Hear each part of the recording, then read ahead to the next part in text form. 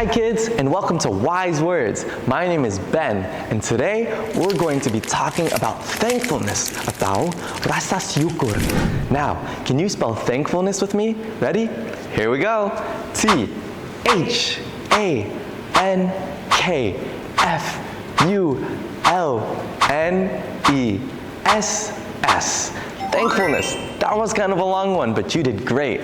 Now, what is thankfulness? Well, I think thankfulness is one of the most important ideas we're ever going to talk about. Being thankful is such an important part of everyday life. When we show our gratitude to other people, we let them know how much we appreciate what they did. So imagine if I bought you and all your friends ice cream. I wanted to make you guys happy and spread some of my own joy. But what if you walked away without saying thank you? I would be so sad. Maybe I would think you guys didn't like it or care about what I did for you. Maybe I wouldn't want to do something like that ever again. Saying thank you and being thankful can make us more joyful. It can spread joy to others. So I wish you guys would have said thankful to me, because that lets me know how much you appreciate what I did. It shows that we care, and by practicing being thankful, it can make us notice all the small things in life that can bring us joy. So, next time, I want you to try to be a little more thankful on every single day. See you! Shalom, halo anak-anak yang dikasihi oleh Tuhan Yesus Kristus. Wow, sudah mendengarkan pelajaran cerita tentang pelangi perjanjian Allah. Kalian kalau melihat pelangi indah ya. Begitulah indahnya janji Allah yang mengasihi kita.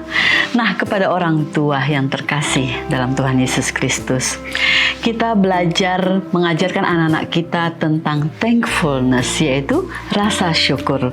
Bagaimana sebagai umat Allah bergembira karena Allah memperhatikan umatnya. Dan kita sudah mengajarkan tentang arti dari sebuah pelangi perjanjian kepada anak-anak yang kita kasihi. Syukur lebih dari sekedar mengucapkan terima kasih, bukan?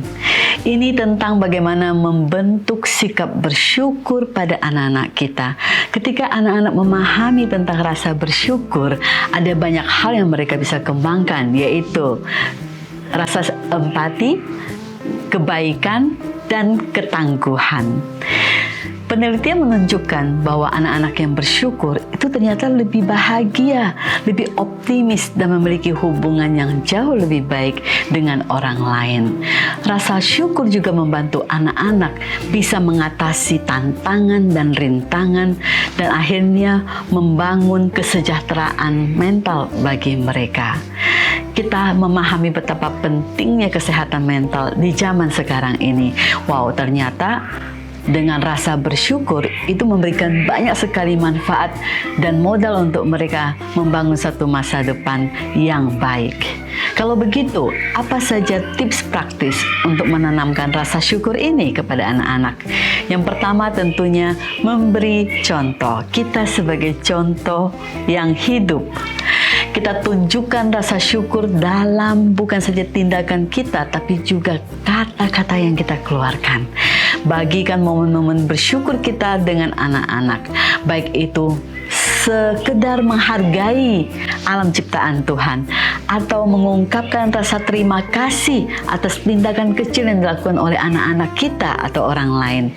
Ajarkan juga kepada anak-anak tentang kegembiraan dalam memberi dan berbagi dengan orang lain yang kurang beruntung. Dan kegembiraan itu adalah rasa syukur karena kita bisa memberi dan membantu orang lain, bukan? Yang berikutnya adalah dorong anak-anak untuk selalu refleksi. Nah, refleksi ini bisa berupa membuat jurnal untuk bersyukur terhadap apa yang terjadi hari ini. Bisa juga diberikan dalam bentuk toples syukur. Jadi anak-anak bisa memasukkan catatan syukur mereka setiap hari ke dalam toples ini. Mereka bisa bersyukur terhadap hal-hal yang besar, hal-hal yang kecil, mereka bisa tulis, mereka bisa gambar. Dorong anak-anak kita untuk merenungkan pengalaman positif, bahkan dalam situasi yang sulit. Sehingga toples ini akan makin terpenuhi dengan ucapan-ucapan syukur mereka. Yang berikutnya adalah praktek kehadiran. Apa itu? Ajarkan anak-anak untuk hadir dan menghargai hal-hal yang kecil dalam setiap kehidupan mereka. Perhatikan bahwa ketika kita bersama-sama sebagai satu keluarga, harus ada kesadaran untuk hadir. Artinya hadir sepenuhnya dalam momen ini dan menghargai kehadiran dari anggota keluarga yang lain. Maka singkirkan HP, semua kesibukan yang lain. Mari kita nikmati kebersamaan dan kehadiran anak-anak kita. Orang tua di dunia yang penuh dengan gangguan dan tantangan zaman ini, mengajarkan rasa syukur kepada anak-anak kita adalah sebuah hadiah yang akan kekal. Dengan menumbuhkan sikap bersyukur, kita memberdayakan mereka untuk menjalani kehidupan yang lebih bahagia dan bermakna tentunya. Untuk itu, marilah kita terus membangun dan merawat sehingga rasa syukur pada anak-anak kita bertumbuh setiap hari. Saya akan tutup dengan 1 Tesalonika 5 ayat 18, di mana Tuhan menghendaki kita bersyukur. Dikatakan bersyukur atas segala sesuatu, sebab itulah yang diinginkan Allah dalam Kristus Yesus bagi kamu. Tuhan memberkati.